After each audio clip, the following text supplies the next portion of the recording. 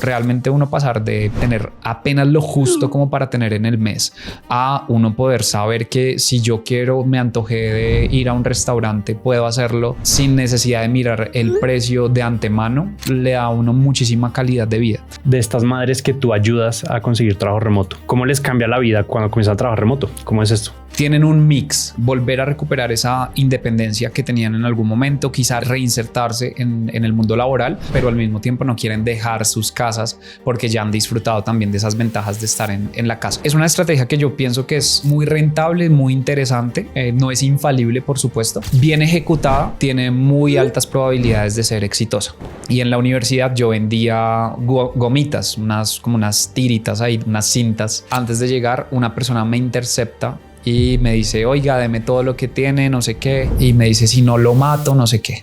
Yo creo que el emprendimiento no es para todo el mundo, porque no todo el mundo está dispuesto a pasar por lo que emprender implica. ¿Qué consejos les darías a mamás que están buscando trabajo remoto? Un número uno sería... Bueno, y tengo un invitado muy especial y mi primer invitado al podcast del canal. Se llama Dani Conde, es un empresario y un amigo mío, entonces me siento muy feliz de que sea mi primer invitado. Dani se dedica a ayudar a mamás, a mujeres mayores de 40 años a conseguir trabajo remoto. Les ha cambiado la vida a muchísimas mujeres consiguiendo trabajo remoto y en esencia lo que él hace es pues ayudarlas a conseguir trabajos en línea, que les paguen dólares para que ellos puedan trabajar desde su casa y vivir cerca de su familia, que es lo que ellas quieren. Entonces, Dani, cuéntanos un poco de ti. Sé que en este momento estás viviendo en Medellín. Quería que comenzáramos hablando un poco del tema de los digital nomads que están ahorita en Medellín y que el tema de la gentrificación. ¿Qué opinas de todo eso? Gracias, Dani, por la invitación. Muchas gracias por este espacio. Lo primero que quería hablar con respecto a Medellín es que, pues, primero es una ciudad muy bonita y es una ciudad muy agradable. Entonces atrae a muchísimas personas de diferentes partes del mundo. Principalmente acá hay una población flotante de gente de Estados Unidos, pero realmente hay de muchos países. Y cuando una ciudad es atractiva porque tiene atracciones turísticas, porque tiene historia relevante, porque tiene un clima muy bueno y porque además hay otras cosas positivas y negativas, atrae muchísimas personas. Digamos que eso es como eso ocurre y no ha ocurrido únicamente en Medellín, sino que ha ocurrido en muchas partes del mundo. Pero obviamente eso trae efectos colaterales, algunos positivos y otros negativos. Entonces lo que se vive en este momento es que el problema principal, digamos, viéndolo desde el punto problemático, es que las personas de Medellín ahora tienen que pagar muchísimo más caro por servicios que antes eran mucho más baratos. Por ejemplo, la renta, y es un juego de oferta y demanda pura. Simplemente en este momento hay más oferta, hay más personas queriendo vivir y una oferta limitada de lugares para vivir, por lo que los arriendos se vuelven muchísimo más costosos y de ahí para adelante pues la comida y un montón de cosas. Entonces eso afecta a la población local, pero al final del día también es una de las consecuencias de poder uno trabajar desde cualquier parte, porque esta gente se viene y siguen trabajando para sus empresas en Estados Unidos, por ejemplo. Entonces pues es un tema, también una de las consecuencias raras del trabajo por internet. Claro, y ese tema está muy relacionado con pues esta ola de trabajo remoto que viene desde hace tiempo, pero fue como súper impulsada por el COVID, donde un montón de gente comenzó a trabajar remoto y luego comenzaron a viajar por el mundo y luego comenzaron a darse cuenta que algunas ciudades son bastante chéveres para vivir, como Medellín. Y eso no se limita solo a personas de primer mundo, sino que personas de países como Colombia, Latinoamérica, en cualquier país pueden trabajar remoto, como mi caso y como tu caso. Yo sé que tú viviste en Inglaterra trabajando remoto. Yo llevo trabajando remoto desde el 2019. Pues ya no estoy trabajando, ya estoy puramente emprendiendo, pero eso fue un cambio total en mi vida. Y quisiera saber cómo un poco más de este tema de estas madres que tú ayudas a conseguir trabajo remoto. ¿Cómo les cambia la vida cuando comienzan a trabajar remoto? ¿Cómo es esto? Súper. La verdad es que todos tenemos motivaciones diferentes en la vida y la motivación para algunos puede ser, por ejemplo, el dinero, para otras personas puede ser sentirse productivo, para otras personas puede ser recuperar una independencia financiera que en algún momento tenían y que perdieron por algún asunto, por alguna cuestión de la vida. En mi caso, o las mujeres, a las mamás principalmente a las que yo ayudo, tienen un mix en el que ellas quieren volver a recuperar esa independencia que tenían en algún momento, quizá reinsertarse en el mundo laboral, pero también ya han probado los beneficios de estar en casa. Muchas de ellas lo que buscaban es poder compartir con sus hijos, verlos crecer, y por eso se apartaron del mundo laboral unos 8 o 10 años y ahorita regresar les llama mucho la atención, pero al mismo tiempo no quieren dejar sus casas porque ya han disfrutado también de esas ventajas de estar en la casa. Entonces mi público, las personas que trabajan conmigo, las mamás que buscan trabajo remoto y a las que yo puedo ayudar, ellas realmente lo que buscan no es tanto viajar y no tanto la vida de nómada digital, sino poder generar ingresos desde su casa. Entonces hay una cosa que a mí me encanta pensar en el tema de los negocios y es: uno entre más impacto genera y a más vidas toca, mayor es el retorno financiero para el emprendedor o para el empresario. Entonces yo me puse como meta poder ayudar a 1 millón de mamás, porque además sé que es una población que la va a tener más difícil para conseguir trabajo remoto. Es decir, que es un reto adicional y por lo tanto hay una recompensa adicional que podría ser distinto en otras áreas. Imagínate una cosa. Hay muchísimos estudiantes que yo ya he tenido y hay un caso muy chévere. Una mujer, ella tiene 66 años, se llama Carolina y ella es de Venezuela. Y en Venezuela, pues las condiciones son distintas al resto del mundo porque tienen mucho menos acceso al sistema financiero, están muy bloqueados en muchas cosas.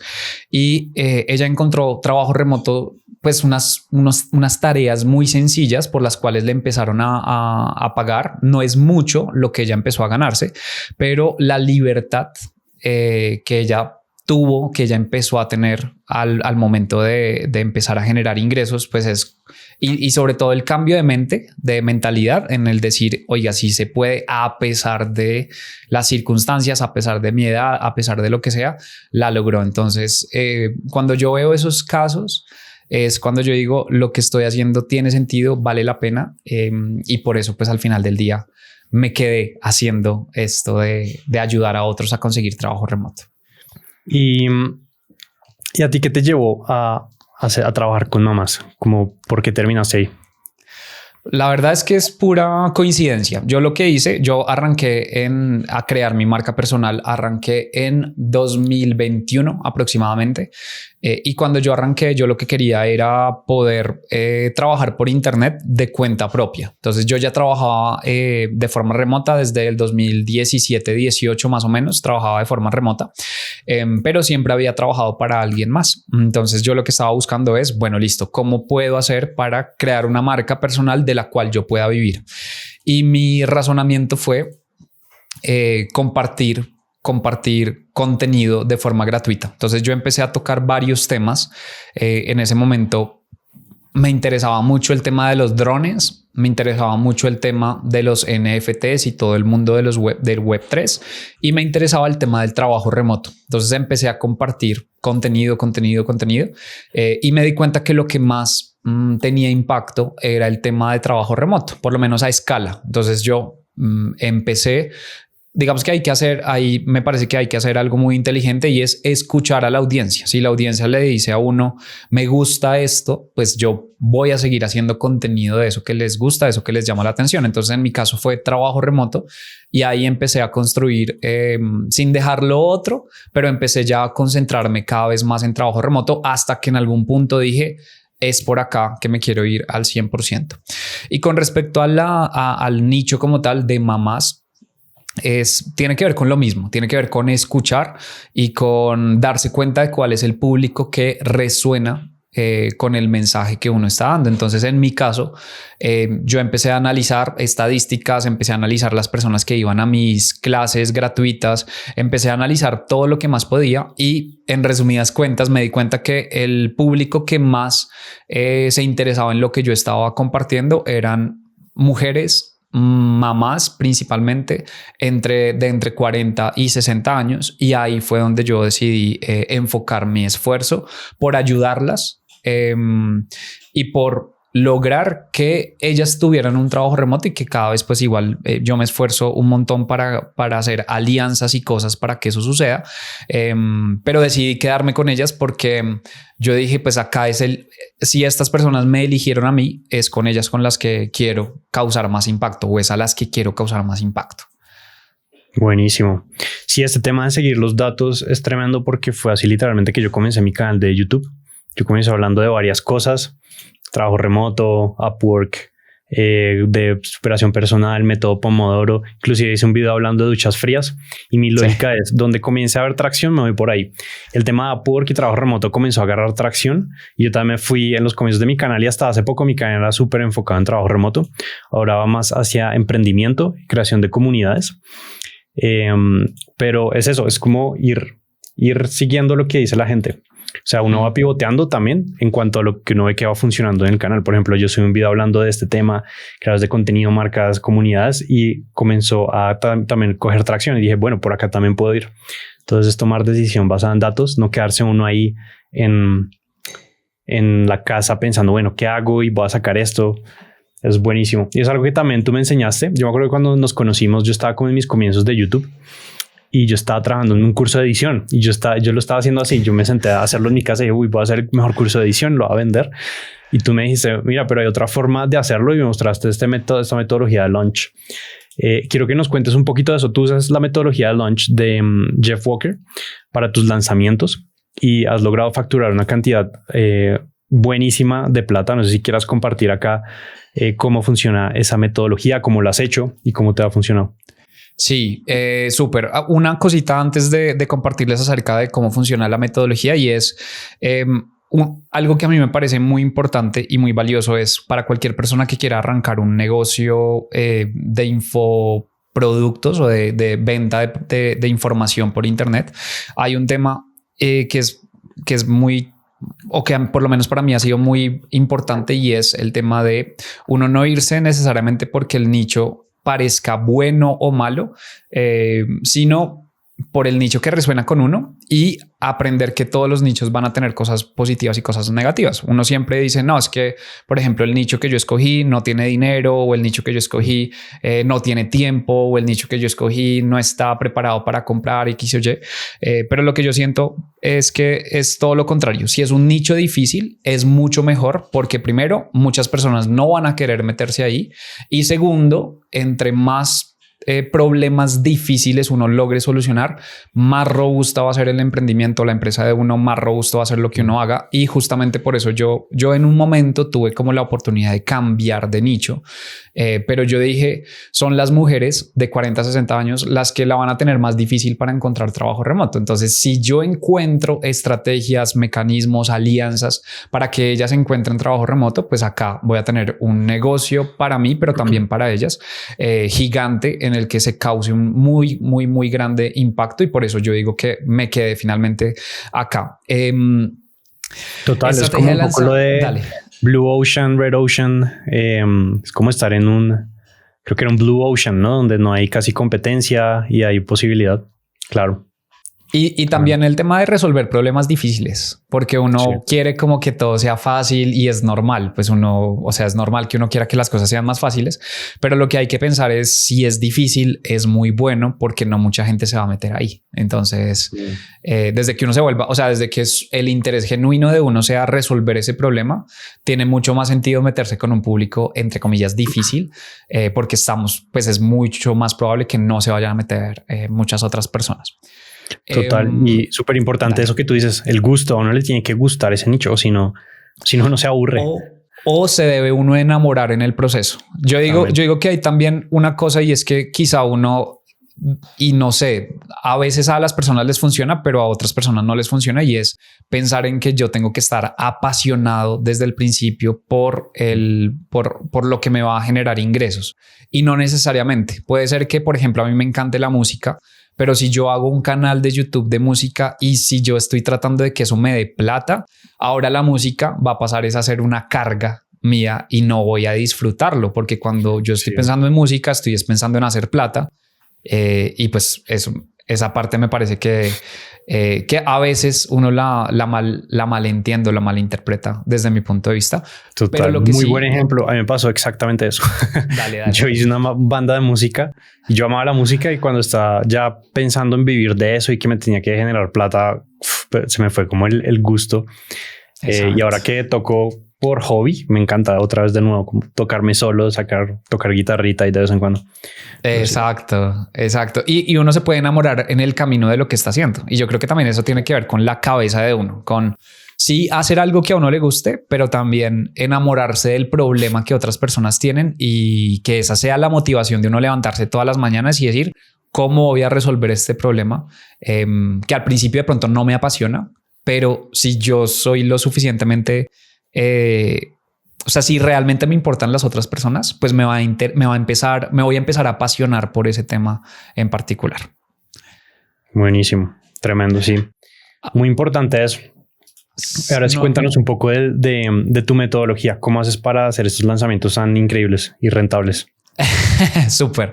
Entonces yo, digamos que la persona que originalmente lanzó una metodología que se llama la fórmula de lanzamientos, es una persona que se llama Jeff Walker, que es de Estados Unidos, y la lanzó hace como 30 años ya, yo creo. Yo me he capacitado con diferentes personas, no solo con Jeff, con él en el método, sino con otras personas, y ahorita estoy tomando de hecho una mentoría con una persona de Colombia que se llama Álvaro Luque, que es muy teso.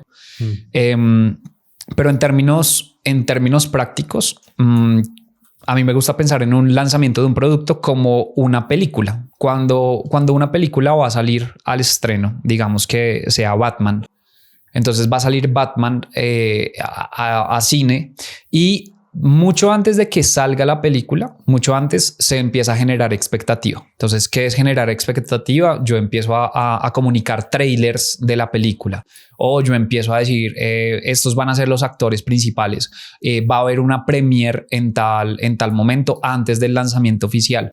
Se empiezan a brandear las cositas de palomitas de maíz, de todo lo del cine, se empieza a brandear con esa película, y todo eso sucede antes del lanzamiento oficial de la película.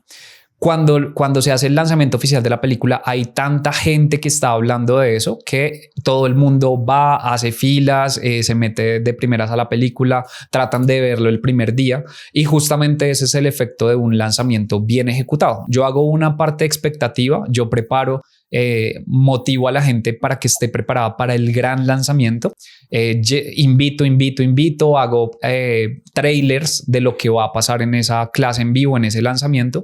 Y cuando la gente llega a la clase en vivo, que es una clase gratuita que yo doy, las personas ya están listas para disfrutar al máximo de ese, como si fuera una película, de esa clase gratuita.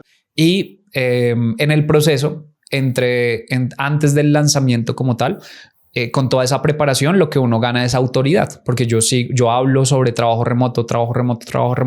Cuando las personas llegan a mi clase gratuita, ellas ya saben que yo soy una autoridad en tema de trabajo remoto, y ya al final de la clase gratuita yo hago una oferta, y las personas que quieren seguir, digamos, en el camino conmigo, toman un programa conmigo, y ya a partir de ahí pues yo los acompaño a ese grupo de personas a que sigan conmigo en el camino. Es una estrategia que yo pienso que es muy rentable, muy interesante.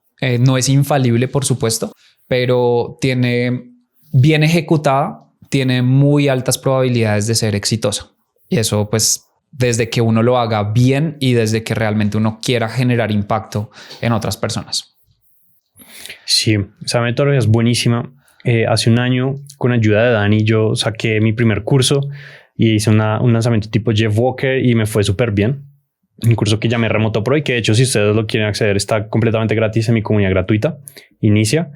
Y eso fue una experiencia muy buena porque uno literalmente puede comenzar sin tener un producto terminado y el mismo lanzamiento, el mismo proceso de enseñar ese curso hace que uno cree el curso con la retroalimentación de las personas que lo compraron, lo cual es buenísimo. Sí. Entonces es tremenda metodología para crear y para emprender, hacer infoproductos. Es tremendo. Y yo quisiera saber un poco, ¿tú cómo terminaste emprendiendo? Cuéntame un poco de tu historia. Tú naciste en Bogotá y luego terminaste emprendiendo con lo de drones, terminaste yéndote a Inglaterra. Cuéntanos un poco de tu historia. Súper. Yo nací en un barrio de Bogotá que se llama Bosa y que dicen Bosa donde la gente goza, pero donde también pasan un montón de cosas que son bien interesantes. Hay muchos temas complicados. Es un, digamos que, o sea, es una localidad. Es decir, es un lugar en el que viven como 1 millón de personas. O sea, es mucha gente la que vive ahí en ese lugar. Y hay sitios que son muy complicados. Hay sitios en los que hay muchísimos crímenes, violencia, asesinatos, violaciones, robos, un montón de cosas. En general, digamos que no es un sitio como que tan tranquilo. Probablemente hayan habido muchos cambios desde que yo ya no estoy viviendo ahí, pero yo recuerdo que a mí me daba mucho susto salir a la calle. Pues no siempre, pero en algunos lugares me daba susto salir. Imagínate que yo en el colegio y en la universidad yo vendía gomitas, como unas tiritas ahí, unas cintas agridulces, y yo las vendía normal en el colegio y también en la universidad. Creo que ahí yo ahí yo todavía estaba en el colegio. Entonces yo me fui al lugar en el que me vendían a mí esos dulcecillos. Me fui a ese sitio y antes de llegar, una persona me intercepta y me dice, oiga, deme todo lo que tiene, no sé qué, que démelo así, y súper agresivo. Y me dice, si no lo mato, no sé qué. Entonces yo me acuerdo, tenía 35,000 pesos en el bolsillo, que era lo que me costaban como equiparme como por 2 meses de gomitas. Entonces yo guardaba los billetes como en orden descendente. Entonces yo sabía que en el centro estaban los billetes más pequeños y afuera estaban los más grandes. Entonces yo me asusté mucho y saqué el billete del centro, que era el más pequeño, que era un billete de 2,000 pesos en ese entonces, 2,000 pesos colombianos. Se lo di y era un muchacho el que me estaba asaltando y él me dice, gracias, y no, es que lo que pasa es que yo acabo de salir de un reformatorio y es que estoy que me mato a alguien, así, una cosa así re fuerte. Y yo con un susto, él como que me intentó abrazar y eso, y yo ahí sí salí corriendo. Yo creo que ese día fue el día que yo más corrí en la vida. Llegué a mi casa súper asustado. No, eso fue una experiencia que me marcó mucho y pues eso me hizo pensar, yo no me quiero quedar acá, no me quiero quedar viviendo en esta situación. Entonces, yo siempre, nunca he sido tan disciplinado, o por lo menos en el colegio no era tan disciplinado, pero me iba muy bien generalmente. Y tengo un golpe de suerte gigantesco, que es en Colombia hay unas cosas que se llama la prueba de estado, se llama ICFES, cuando uno sale del colegio para entrar a la universidad, y mi ICFES fue muy bueno, muy bueno. Fue el mejor del colegio y fue muy bueno en general. Entonces, gracias a ese ICFES, yo me presenté a la que yo considero que es la mejor universidad de Colombia, que es la Universidad de los Andes, que es muy superior a la Javeriana. Y mentiras. Y ahí me presenté. Igual yo estudié artes visuales, que es de las peores carreras que hay. Entonces, peor, o sea, eso ni siquiera en cualquier universidad, Sí. Yo me presenté a la Universidad de los Andes y me dieron una beca. Al principio era una beca del 64%, que terminó siendo una beca del 90%. Entonces, ahí eso cambió mi realidad. Realmente yo le agradezco a la universidad porque ahí fue donde yo descubrí una nueva realidad. Yo descubrí que había gente que ganaba y que vivía muy bien y que tenían empresas exitosas, y gente que además era muy amable. O sea, hay gente, obviamente hay como todo, hay pobres que son una muy mala clase, hay ricos que son muy mala clase, pero hay gente rica, muchos ricos que son muy buena gente y también muchos pobres que son muy buena gente. O sea, la pobreza o la riqueza no lo hace a uno ni mejor ni peor.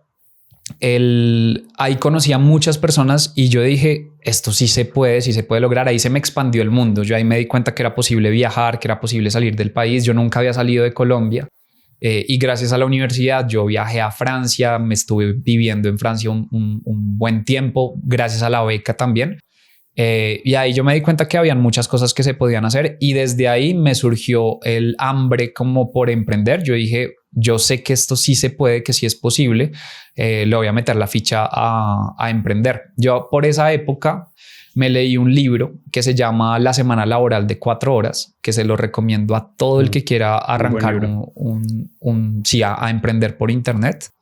Me encantó el libro y yo siento que el libro tiene como diferentes etapas. Dependiendo en el momento en el que uno lo lea, le va a aportar ciertas cosas. A mí en ese punto en el que yo lo leí por primera vez, me hizo abrir los ojos también hacia un mundo de posibilidades. O sea, yo a partir de ese libro me di cuenta que era posible vivir de internet. Y a pesar de que los consejos los puse en práctica mucho después, realmente ese libro me abrió mucho los ojos. Ya después de que yo salgo de la universidad, estuve un tiempo viviendo en Francia gracias a la beca, me gané una beca también de una maestría, me regresé luego a Colombia, empecé a trabajar en una universidad en Colombia, en Bogotá, y ese trabajo que tuve fue el peor que yo tuve. De hecho, yo no había trabajado mucho. Entonces ese que tuve fue el que me hizo dar cuenta, realmente yo no quiero esto, yo no quiero trabajar en una empresa y menos presencial. Ahí yo entraba a las 7 de la mañana, salía a las 6 de la tarde, era un trabajo que me tocaba presentar informes súper hartos, era un trabajo de cero creatividad, de cero proyección, no me gustaba. Entonces yo duré 11 meses en ese trabajo, renuncié y lo que hice fue que con los ahorros que tenía me puse a probar ideas y a ver qué salía, hasta que me encontré con mis socios de la primera empresa que tuve, que fue una empresa de drones, que ahí yo también seguía siendo empleado, solo que tenía el título de socio, pero ahí seguía siendo un empleado. Mi cargo era director de ventas y yo todo lo hacía remoto desde que arrancamos esa empresa. Pero sí, ahí seguía yo siendo un empleado. Me salté partes de la historia para no hacerlo tan largo, pero hubo un periodo de tiempo en el que yo vivía en Francia, vivía en una habitación de una casa. La señora, la dueña de la casa, fumaba todo el día y la casa olía horrible. Y yo llegaba a la habitación y yo no tenía para pagar. Tenía para pagar como un mes más de renta. Y me tocó trabajar en lo que hubiera. Entonces yo trabajé repartiendo helados, trabajé lijando cosas de un hotel, trabajé en un restaurante, lavando platos, me iban a poner en la cocina y como que no funcioné para la cocina. Bueno, un montón de cosas hasta que ya por fin vi la luz con el trabajo por internet y bueno, ahí ya las cosas empezaron a funcionar mejor. Tremendo. Hay algunos paralelos nuestros. Fuimos vecinos. Yo crecí en Kennedy, ahí al ladito de Bosa. Fuimos vecinos ahí. Como que parte de mi infancia la pasé ahí. Solo que no era un barrio peligroso, era un barrio de clase media tranquila. Entonces no me intentaron robar. Y también yo terminé lavando platos en Inglaterra durante un tiempo. Pero sí, muy interesante. Y cuéntame entonces cómo fue esa transición ya definitiva a comenzar a emprender. Yo tenía claro que yo quería emprender y lo último que yo me acuerdo antes de tomar la decisión muy, muy fuerte es yo estar trabajando en este restaurante y yo salía de trabajar en el restaurante. Mi horario en el restaurante era bien particular. Yo entraba a las 11 de la mañana, de 11 de la mañana a las 2:30 de la tarde tenía que trabajar. Y luego de 2:30 a 6 tenía libre y a las 6 otra vez entraba para el turno de la noche. Entonces yo lo que hacía es que a las 2:30 yo me iba para un McDonald's en el que había internet gratuito ahí cerquita del restaurante y yo me metía en mi computador y ahí yo ya estaba empezando a trabajar con esta empresa de drones. Y yo empezaba a hacer lo que tuviera que hacer. Aprendí por ejemplo, a hacer páginas web. Entonces yo la primera página web que hice fue en una cosa que se llama HTML y después me encontré con que HTML ya no era tan útil porque habían herramientas mucho más fáciles como WordPress. Entonces ahí me volqué a aprender WordPress, a hacer la primera página de esta empresa de drones y empecé a meterme a aprender qué cosas podía hacer yo por internet para generar ingresos. Ahí ya mi objetivo era salirme del restaurante, salirme de lo que yo estaba haciendo y dedicarme full time a lo que fuera por internet. A la empresa de drones le empezó a ir medianamente bien. Eso fue como en mayo de 2017 y para junio de 2017 yo digo, listo, voy a renunciar al restaurante y básicamente me metí a vender por internet cursos para personas que querían aprender a pilotar drones y a trabajar con drones de forma profesional. Y ese yo creo que fue el primer experimento de emprendimiento real, o por lo menos el primero exitoso, porque yo antes ya había intentado emprender mucho, pues desde vender dulces en el colegio y en la universidad y nunca había tenido éxito hasta ese primer emprendimiento con los drones, que sí fue el primero que yo considero que fue exitoso y que ya de ahí yo dije, listo, esto sí se puede, esto es posible.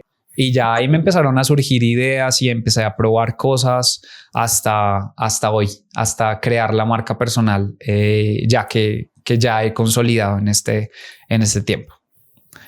Buenísimo. Y una cosa que me pareció muy chévere es, pues todos vivimos obviamente la pandemia, ¿cierto? Ahí yo estaba trabajando todavía en la empresa de drones, pero todos nuestros cursos eran presenciales. O sea, yo vendía por internet y yo vendía con el celular. Entonces en WhatsApp, en un chat que teníamos en la página web nuestra, mi trabajo era vender y yo vendía a distancia. Yo en ese momento seguía viviendo en Francia, vendía a distancia, pero todos nuestros cursos eran presenciales. En 2020 llega la pandemia y la pandemia pues hace que cambie todo el modelo de negocios nuestro.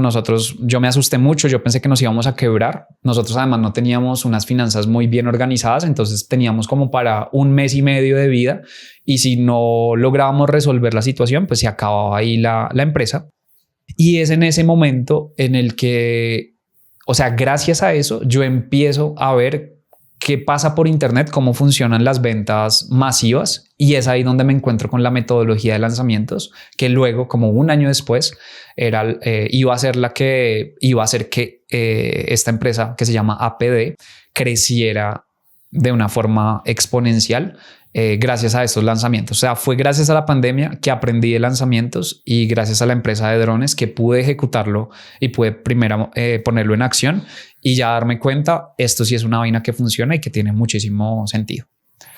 Claro. Y bueno, hablando de todo este tema de emprendimiento, todo lo que has hecho, ¿tú qué opinas en general de el emprendimiento? ¿Es para todo el mundo? ¿Quién debería emprender?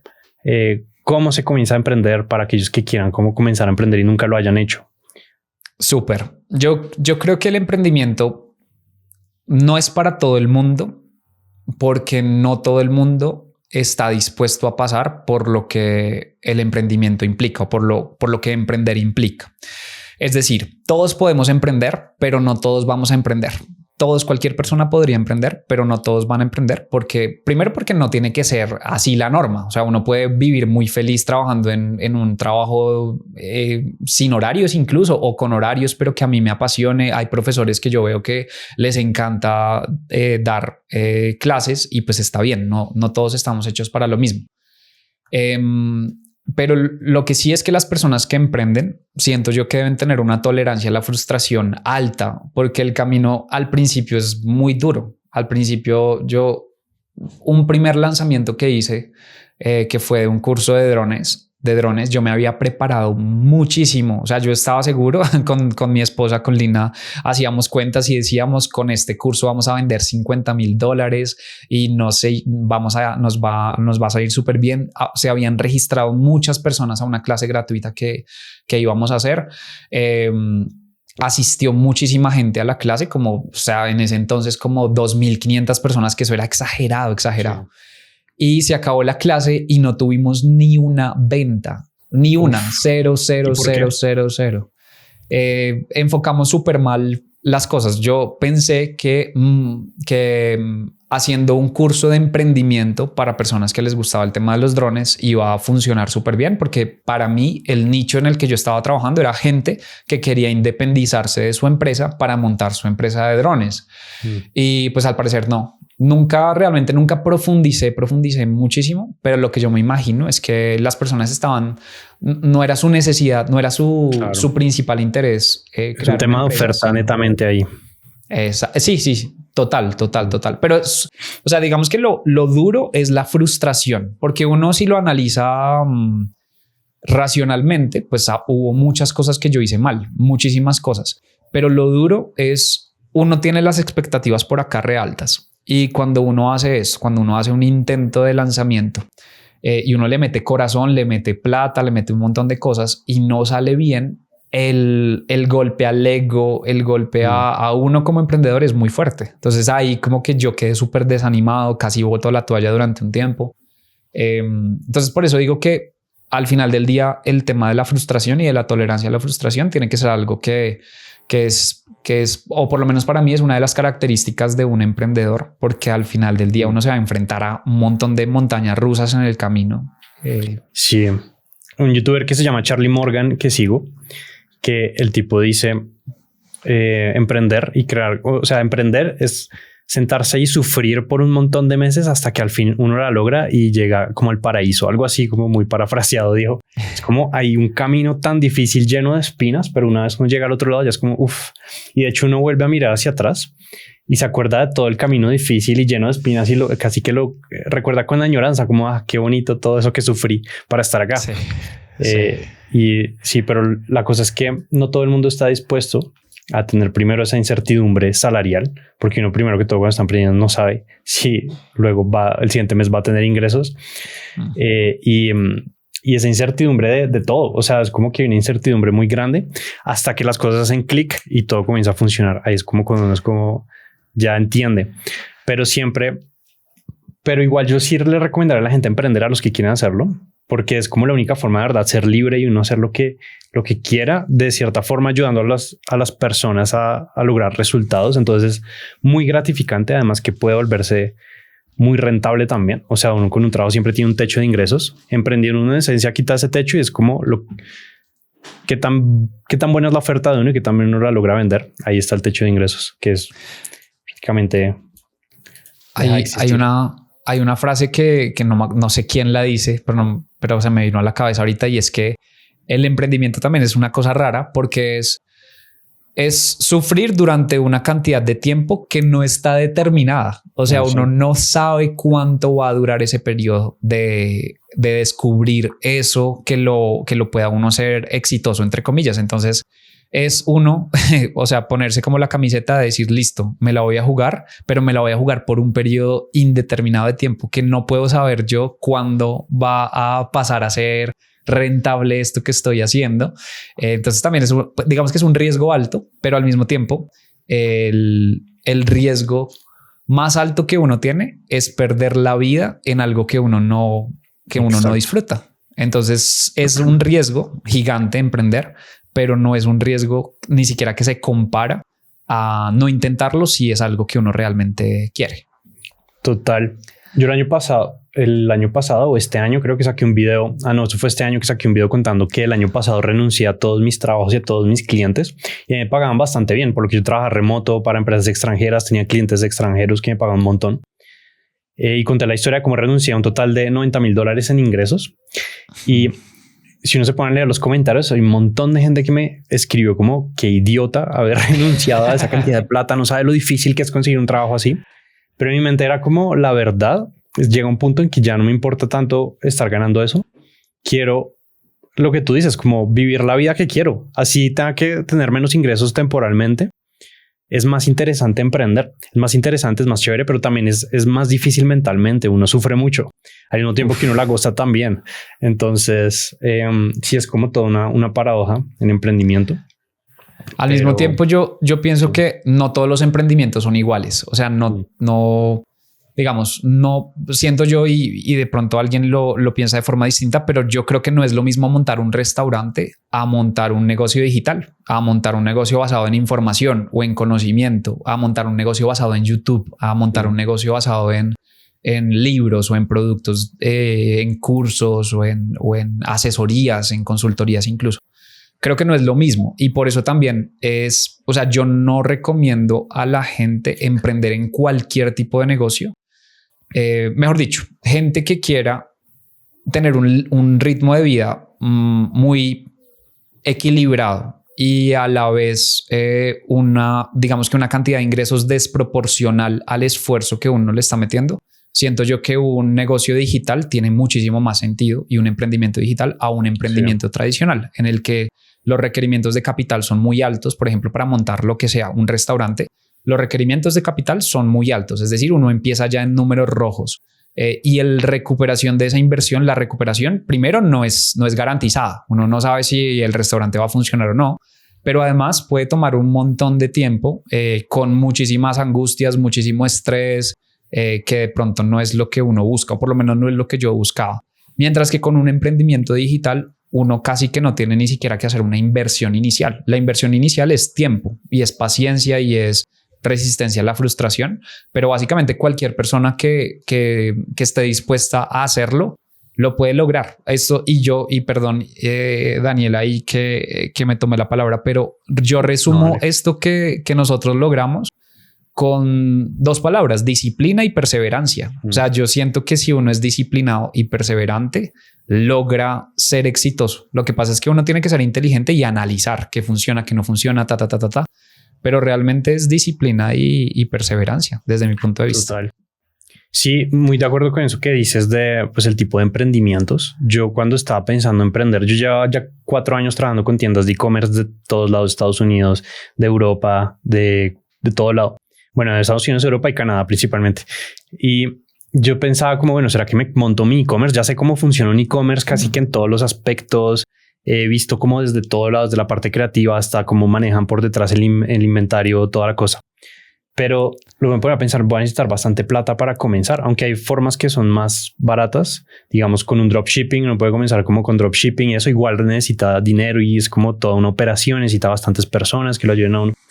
Entonces, este tema de emprender en línea es bastante más asequible para muchas personas. Entonces, pues sí, de acuerdo, que no todos los tipos de emprendimiento son iguales. Y tú me estabas mencionando algo ahí de tener disciplina y constancia. ¿De dónde sale tu disciplina? ¿Cómo haces para levantarte todos los días y hacer eso que te toca hacer todos los días para seguir adelante? Sí, yo creo que la disciplina, hay un cuadrito que me encanta y es la disciplina es así. Y la motivación es como así. Entonces, si uno basa sus acciones en motivación, pues hay días en los que uno no va a querer levantarse porque es normal. Uno no siempre amanece con la mejor actitud o uno a veces amanece sin ganas de nada, de ir al gimnasio, ni de trabajar, ni de nada. Pero la disciplina es eso que yo he dicho, voy a hacer, llueve, truene, relampaguee, esté de buen ánimo o esté de mal ánimo. Y yo creo que no es que uno sea disciplinado en todas las áreas de su vida. Ojalá fuera así y eso sería, pues es lo mejor que uno puede hacer, procurar uno ser disciplinado en todo. Pero si no es así, pues por lo menos uno tiene que determinar en qué sí va a ser disciplinado. Y lo que yo determiné en mi vida hace 2 años larguitos es todos los días voy a hacer un video. Todos los días. Y es un video que sale en mi Instagram principalmente. Y yo me propuse esa meta. Entonces, yo digamos que hay muchas cosas que yo dejo de hacer, pero yo nunca dejo de hacer videos. Nunca.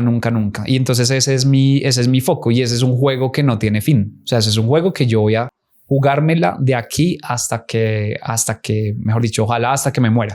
Sí, voy a hacer un video diario y probablemente haga un video semanal en YouTube, aunque todavía soy muy flexible en YouTube.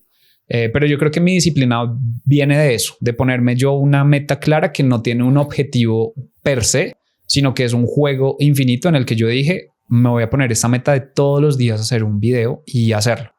Y ahí yo creo que hay formas de uno obligarse. Por ejemplo, cuando uno hace un compromiso público, cuando uno le dice a sus amigos, a su familia, a su novia o a su esposa, amor, yo me comprometo a esto, pues ahí es más difícil incumplir, porque ahí uno entonces decepcionaría a otras personas y pues eso trae como una consecuencia social difícil de afrontar. Entonces el compromiso yo creo que ayuda en general y también involucrar a otras personas. Por ejemplo, cuando digamos yo en este momento ya tengo un equipo de trabajo. Entonces, si yo dijera, no, esta semana no voy a hacer tal cosa, pues bueno, ¿y con qué pagamos entonces los salarios del equipo? O simplemente ponerme una reunión para obligarme y hacerlo. Entonces, yo sé que si tengo una reunión en la que, no sé, vamos a ver la estrategia del próximo mes, pues tengo que llegar preparado. Si amanecí con ganas o sin ganas, pues me tiene sin cuidado porque igual tengo que llegar preparado a la reunión. Y generalmente se vuelve más fácil con el tiempo. Yo ahorita me disfruto casi que todos los días. O sea, es muy remota la vez en la que yo me levanto y yo digo, ay, qué pereza, voy a tener que grabar. No, realmente cada vez se vuelve más fácil y cada vez se vuelve también más chévere. Entonces, y sobre todo cuando uno deja de ser el reto. O sea, siempre hay un reto financiero y es muy bacano, pero cuando ya no depende de eso mi mes, o sea, cuando yo ya puedo saber que yo llego a fin de mes y estoy tranquilo, también cambia muchísimo la perspectiva y el estrés que uno tiene. Cuando uno no tiene la seguridad financiera, siento yo que es muy duro y uno está muy estresado todo el tiempo, pero cuando ya hay algo de seguridad financiera, también eso ayuda a que el trabajo se disfrute más desde mi punto de vista. Total. Y ahí tocaste un tema muy interesante que es el de las metas que uno puede controlar. Es como uno siempre... O sea, no plantearse como, uy, este mes voy a hacer $1.000.000. No, este mes voy a hacer tantas cosas, como tú dices, como voy a subir un video al día, voy a hacer esto. En mi caso, yo me propuse desde febrero de este año hacer 2 videos de YouTube a la semana y no lo he incumplido hasta ahora. Entonces eso es algo que puedo controlar y de hecho eso me ha ayudado a crecer mi canal porque ese volumen ha hecho que tenga más videos más virales, más que antes. Entonces es muy importante tener ese tema que uno puede controlar. Y ahora quisiera hablar. Pues a ti te ha dado muy bien con ese tema de lanzamientos, ya ganas bastante más de $10,000 al mes ayudando a mamás a conseguir trabajo remoto con casos de éxito, con un programa que está bastante bien. Quisiera que me contaras un poco sobre el tema monetario, cómo esto ha cambiado tu vida, cómo esa seguridad financiera, cómo cambia tu perspectiva de la vida. No sé, antes tú te pensabas comprar esto, ahora lo compras más fácil, si eso te hizo un cambio muy grande. Es como todo el mundo dice como, pues la verdad me siento igual. Cuéntame. No, yo sí siento que ahí no he llegado a todavía tener $1.000.000 como para saber qué se siente tener $1.000.000, pero lo que yo sí siento es que hay un umbral en el que uno si no alcanza, digamos, o sea, por ejemplo, yo recuerdo mucho en el momento en el que estaba en la empresa de drones en APD y tengo grabado en la memoria un momento, eso fue alrededor de un 14 de junio del 2019. En ese momento yo estaba viviendo en México y viajé a Colombia para el matrimonio de unos muy buenos amigos, de mis mejores amigos acá en Colombia, en Cartagena. Yo viajé para ese matrimonio y yo recuerdo 2 días antes de que ellos se casaran, un día antes de que ellos se casaran, yo estar trabajando porque no teníamos para pagar la nómina de ese mes de la empresa y mi nómina, o sea, mi salario dependía también de esa nómina. O sea, si el resto de personas no les puedo pagar, pues obviamente yo no me iba a pagar tampoco a mí mismo. Y es una fuente de estrés muy grande. Entonces yo cuando pasó eso, yo pues no quería volver a experimentar eso jamás en la vida y espero no experimentarlo nunca más porque realmente el tener seguridad financiera para mí sí cambia la vida. O sea, para mí sí seguramente hay gente que nunca ha pasado por una situación difícil, digamos, monetaria. Y no es que yo tampoco haya vivido pues en miseria nunca, gracias a Dios, nunca me faltó lo necesario, pero realmente uno pasar de tener apenas lo justo como para tener en el mes a uno poder saber que si yo quiero, me antojé de ir a un restaurante, puedo hacerlo sin necesidad de mirar el precio de antemano. Eso es una libertad que yo siento que le da a uno muchísima calidad de vida. No quiere decir que yo despilfarre y de hecho yo soy una persona que no gasta mucho. O sea, mi esposa y yo, pues estamos construyendo nuestra familia y mi esposa es mucho, digamos que a ella le gustan muchas cosas y ella se antoja de cosas y está súper bien. Yo soy cero antojado. O sea, a mí me gusta tener plata, pero no es que yo esté pensando en qué me voy a comprar el otro mes y esto no. O sea, yo realmente soy muy básico ni ropa compro así como muy a menudo. Lo que sí es que esa tranquilidad de tener dinero en la cuenta, yo creo que también es un tema mental y eso me da mucha paz. O sea, yo sé que si tengo cualquier situación que no sé qué, o incluso si sale un viaje inesperado, yo sé que tengo plata para hacerlo.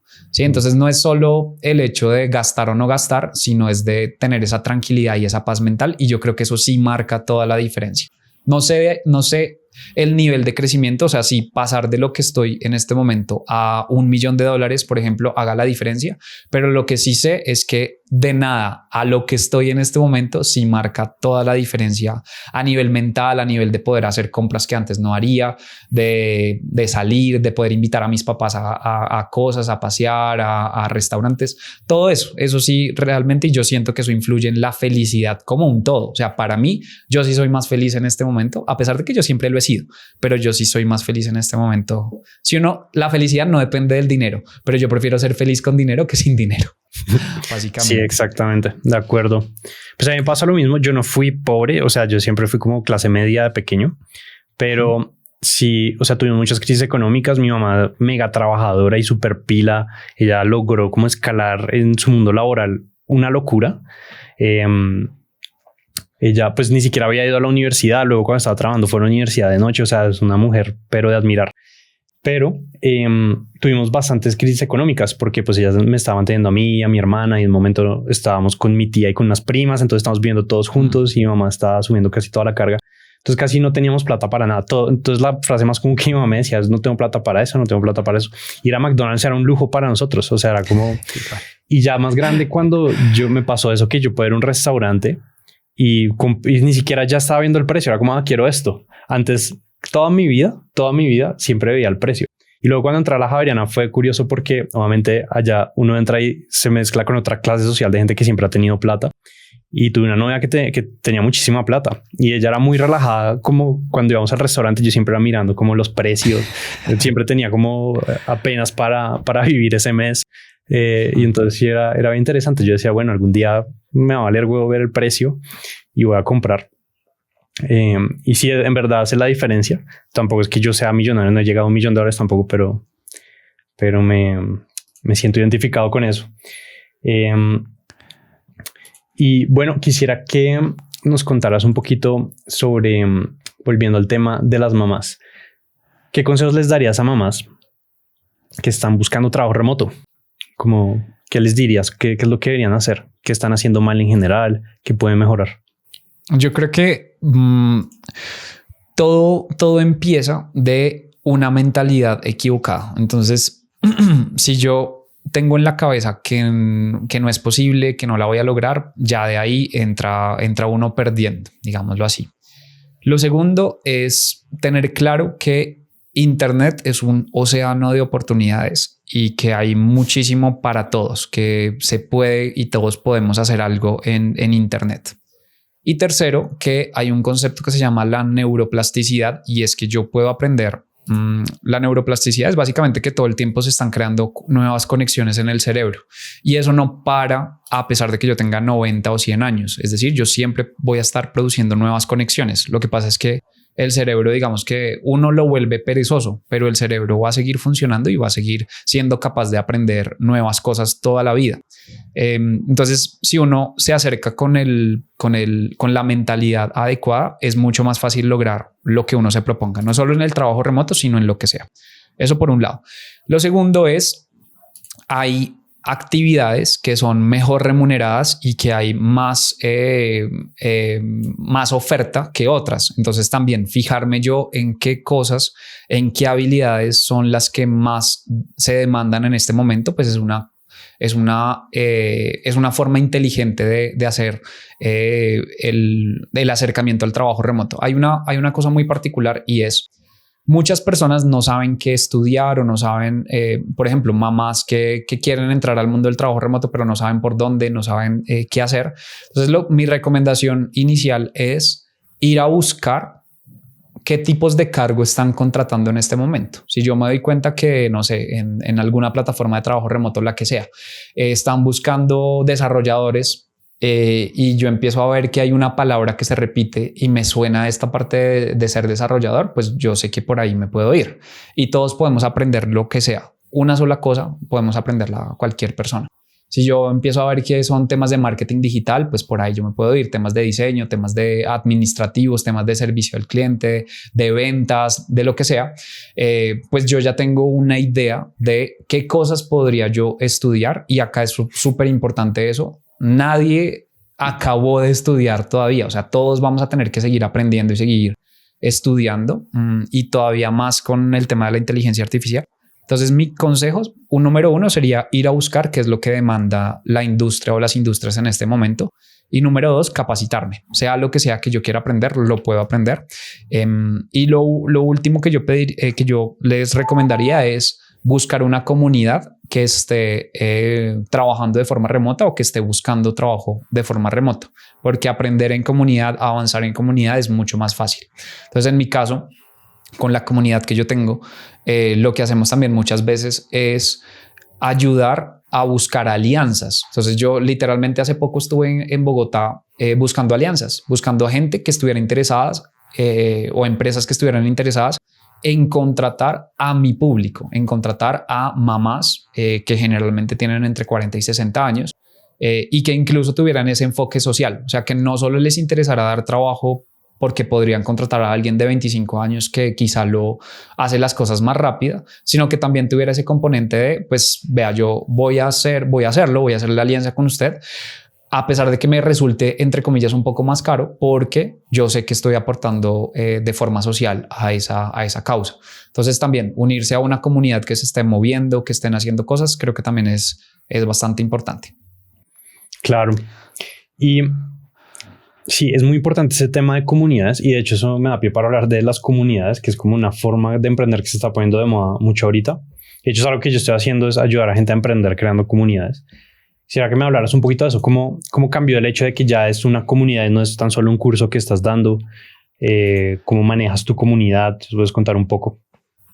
Yo, desde mi punto de vista, yo siento que todo va de la mano, O sea, las personas que venden cursos, por lo menos en este momento, si no empiezan a tener una comunidad detrás, pues va a ser un producto que muera mucho más rápido. Mientras que si tienen una comunidad detrás y la comunidad incluso ya empieza a ser más importante que el mismo curso, porque se comparten victorias, se comparten derrotas, se comparten consejos, se comparten plataformas, se comparten cursos, lo que sea, pues empieza a tener una dinámica más fuerte la comunidad que el mismo curso. Sin embargo, yo siento que igual y es un complemento. O sea, yo siento que no se trata como de hacer esto o esto, sino se trata como de una integración de cosas. Y desde mi punto de vista, o para mí, todavía sigue siendo el curso como tal, el programa como tal, sigue siendo el core, pero cada vez la comunidad va teniendo más relevancia. Y yo cada vez también quiero hacer que la comunidad tenga más relevancia.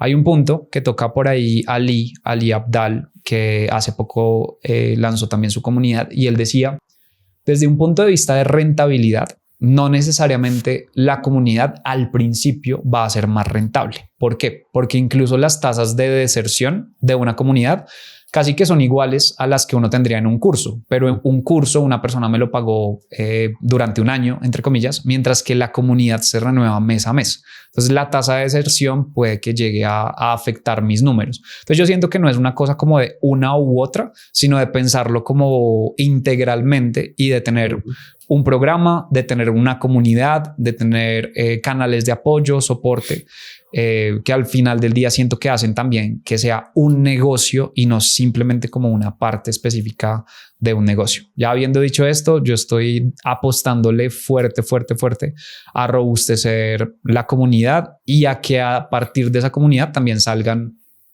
ingresos recurrentes, porque en este momento mi comunidad es gratuita para mis estudiantes, digámoslo así. Buenísimo. Sí, el tema de la comunidad es súper potente. Es tipo Sam Ovens, el que creó School. Él contaba que él tenía un curso que se llama consulting.com, donde le enseñaba a consultores, en esencia coaches, a vender, a crear su servicio, a vender. Y él tenía curso y aspecto de comunidad que al principio era en Facebook, luego él creó su propia plataforma y luego creó School. Y él decía que había mucha gente que entraba y ni siquiera veía el curso y se la pasaba en la comunidad, y que él dijo como que esto está como potente, el tema de la comunidad, y por eso también fue una de las decisiones que tomó de hacer Skool. Entonces sí, si uno combina un curso con una comunidad, con llamadas, con todo eso, se vuelve mega valioso, mega valioso.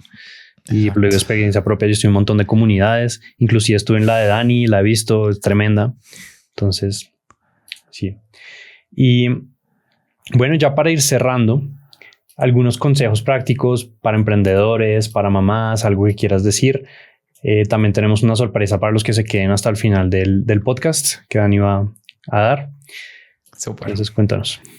Súper bueno.